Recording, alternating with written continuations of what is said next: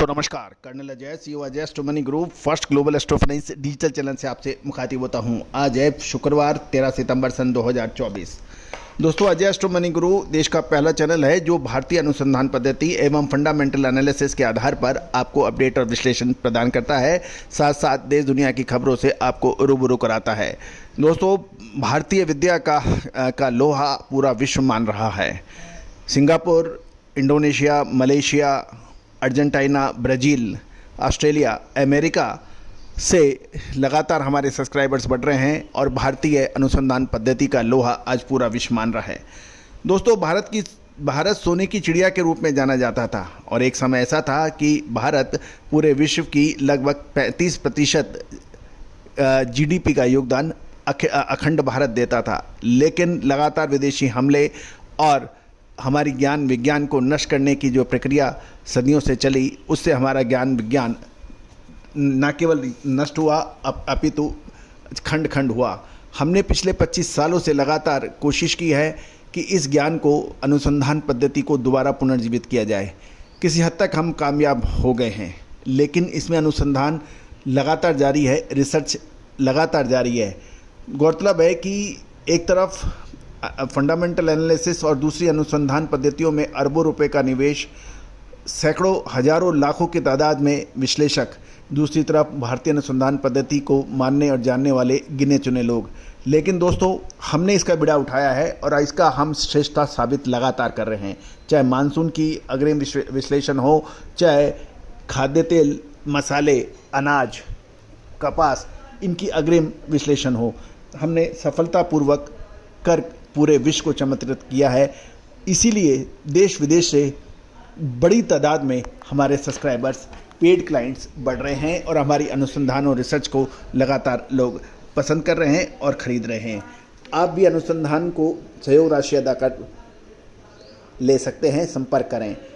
जानिए रिपोर्ट विस्तार से। दोस्तों, खबर निकल के आ रहा है कि ग्लोबल बाजार में खाद्य तेलों की तेजी के बीच अगस्त महीने में भारत का खाद्य तेलों का आयात पिछले महीने की तुलना में 17% घट गया है और कुल आयात में गिरावट आई है। खासकर पाम तेल के आयात में तेजी से गिरावट देखने को की खबर मिल रही है।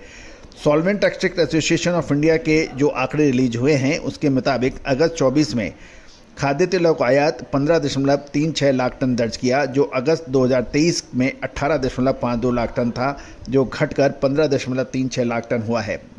जुलाई महीने में देश का खाद्य तेलों का कुल आयात 18.40 लाख टन था।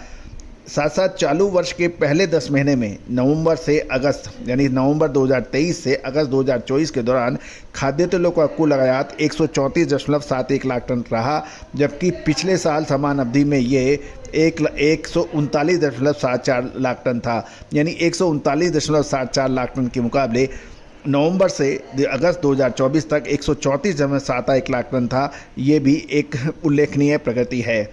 सितंबर से अक्टूबर, पिछले 2 महीने के दौरान देखा जाए तो खाद्य तेलों के आयात में व्यापार का अनुमान 27 से 28 लाख टन है और तेल वर्ष 2023-24 यानी नवंबर से अक्टूबर के लिए कुल आयात पिछले वर्ष की तुलना में लगभग 160 से 165 लाख टन होने की संभावना लगाई जा रही है। पिछले महीने की तुलना में देश में रिफाइंड तेल का आयात 33% घटकर 92,130 लाख टन और कच्चे पाम तेल का आयात 25% घटकर 7 लाख टन रह गया है। सनफ्लावर में 32% की गिरावट देखी गई है और सोयाबीन तेल का आयात 16% बढ़कर 4.55 लाख टन हो गया है। इसका प्रमुख कारण ये है कि सोयाबीन के दाम बाकी के मुकाबले कमज़ोर रहे और इसलिए सोया तेल का आयात 16% बढ़ गया है। अब हम चर्चा कर लेते हैं बंदरगाहों पर स्टॉक की स्थिति क्या है। 1 सितंबर को बंदरगाहों पर विभिन्न खाद्य तेलों का कुल स्टॉक 10.41 लाख टन था, जिसमें कच्चा पाम तेल 3.18 lakh ton, refined palm 94,000 ton, soya तेल 2.28 लाख टन, सूरजमुखी तेल 4.01 लाख टन और पाइपलाइन में स्टॉक 18.84 लाख टन का है। इस प्रकार कुल स्टॉक 29.25 लाख टन का खाद्य तेलों का है, जो पिछले महीने की तुलना में 23,000 टन की बढ़त दिखा रहा है। दोस्तों, ये था आयातित तेल की पूरी गणित एक एपिसोड में। दोस्तों, कल सोया तेल हो या सनफ्लावर हो, कॉटन वाश हो या फिर सरसों, तो तूफानी तेजी दर्ज हुई।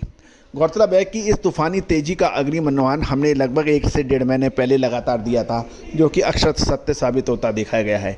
सरसों में तूफानी तेजी बनी, सोया में तूफानी तेजी बनी, सरसों के दाम आसमान छूने लगे और भाव 7,200 से ऊपर पहुंच गए। दोस्तों, इसके ऊपर एक पूरा एपिसोड हमारा बिल्कुल हम लोग अपलोड कर रहे हैं, उसको भी देखना ना भूलें।